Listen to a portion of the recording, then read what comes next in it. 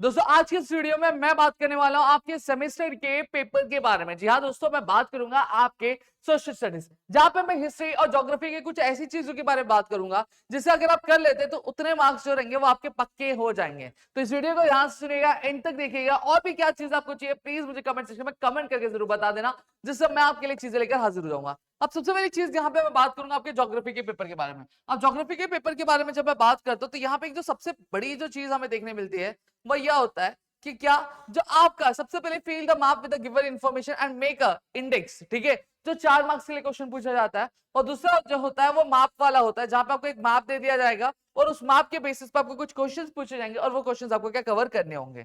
अब यहाँ पे सबसे पहली चीज, अब ये वाला जो पार्ट है, ये वाला पार्ट आपको कैसे करना है, कहां से करना है, मैं आपको बताता हूँ। नीचे डिस्क्रिप्शन में मैं आपको एक वीडियो के लिंक दूंगा जो कि आपके राहुल सर द्वारा बनाई गई है, ठीक है। वहां पे सर ने आपको हर एक चीज बहुत ही अच्छी तरीके से क्लैरिटी के साथ बताया कि आपका जो मैप हम जब ये करते हैं, प्लॉटिंग करते हैं, तो मैप प्लॉटिंग किस तरीके से करनी चाहिए, कैसा तरीका होना चाहिए, क्या पैटर्न हमें फॉलो करना चाहिए, इन सारी चीजों के बारे में यहाँ पे बताया हुआ है। साथ ही साथ जब मैं बी क्वेश्चन की बात कर रहा हूँ, रीड वाली, हाँ, तो इसके बारे में भी सर ने उस वीडियो में बहुत ही बेहतरीन तरीके से क्या बताया हुआ है। लेकिन यहाँ पे मैं आपको एक और चीज कह दूं कि इसको प्रिपेयर करना बहुत ज्यादा इजी है। इसको प्रिपेयर करने के लिए आपको कहाँ से क्वेश्चंस करने मैं बता दूं। जब कभी भी आप ज्योग्राफी की टेक्स्ट बुक ओपन करते हो तो टेक्स्ट बुक ओपन करते हैं तो आपको बीच बीच में मैप्स दिखते होंगे, मैप्स के नीचे कुछ क्वेश्चन दिखते होंगे। वही जो क्वेश्चन है आपको इस पर्टिकुलर क्वेश्चन में आपके पेपर में क्या पूछा जाता है।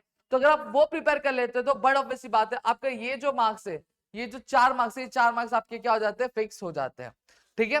फिर यहाँ पे एक जो दूसरा क्वेश्चन आता है, with the help of given statistical data draw a graph as per the instruction and answer the questions. अब यहाँ पे हमें क्या बोला है, हमें ये बोला है कि एक ग्राफ ड्रॉ करने के लिए, और साथ ही साथ एक क्वेश्चन और रहेगा जहां पे हमें ग्राफ दिया रहेगा और हमें क्वेश्चन पूछा जाएगा, ठीक है। इसके बारे में भी उसी वीडियो में सर ने बहुत ही अच्छे तरीके से बताया हुआ है। और सेम चीज ग्राफ वाले की, ग्राफ रीडिंग वाले पार्ट की बात करूं तो ग्राफ रीडिंग वाले पार्ट के लिए भी सेम आपके टेक्स्ट बुक के बीच बीच में आपको कुछ ग्राफ्स दिए हैं और उसके ठीक नीचे कुछ क्वेश्चंस आपको पूछेंगे। अगर वो क्वेश्चंस अगर आप कर लेते हो तो आपका ये प्रिपेयर आराम से हो जाता है।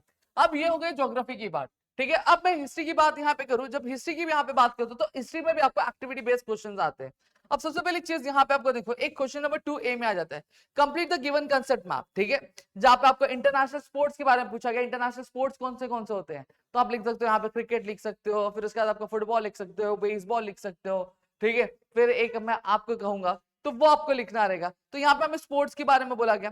फिर यहाँ पे क्या बोला, टाइप्स ऑफ भक्कर के बारे में हमें बोला कि टाइप्स ऑफ भक्कर कौन से होते हैं। तो यहाँ पे हमें अलग अलग जो भक्कर के टाइप्स होते हैं वो हमें यहाँ पे क्या मेंशन करने होंगे, ठीक है। फिर देखो एक और क्वेश्चन नंबर 3 दिया है, कल्चर हेरिटेज, जो आपका एक टेंजिबल है और एक इनटेंजिबल हेरिटेज है, और जहाँ पे हमें नाम क्या लिखनी है, ठीक है। तो एक आपको कंसेप्ट मैप वाला एक्टिविटी आपको एग्जामिनेशन में पूछा जाता है आपके हिस्ट्री के पेपर में।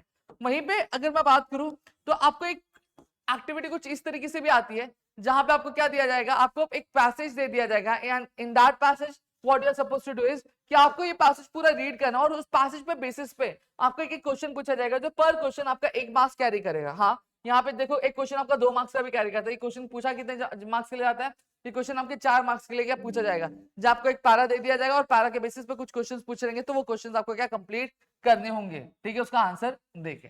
समझ में आ गया। तो इस तरह के आपके क्वेश्चन पूछे जाते हैं जहां पे देखो 4 मार्क्स के लिए पूछा जाता है।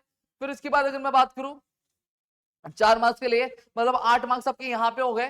फिर उसके बाद ज्योग्राफी में अगर हम बात करें, ज्योग्राफी में सीधी सीधी बात हम जब करते हैं तो हमें पता चलता है 6 मार्क्स के लिए हमारा ग्राफ वाला क्वेश्चन पूछा जाता है, ठीक है। फिर 4 4 आपका जो होता है किसका क्वेश्चन पूछा जाता है, आपको मैप वाला क्वेश्चन पूछा जाता है। तो यानी 4 और 4 कितने हो गए, 8 हो गए, और 8 और 6 कितने हो गए आपके 14 मार्क्स यहाँ पे हो गए, और 14 मार्क्स और यहाँ पे आप ज्योग्राफी में फिक्स कर सकते हो।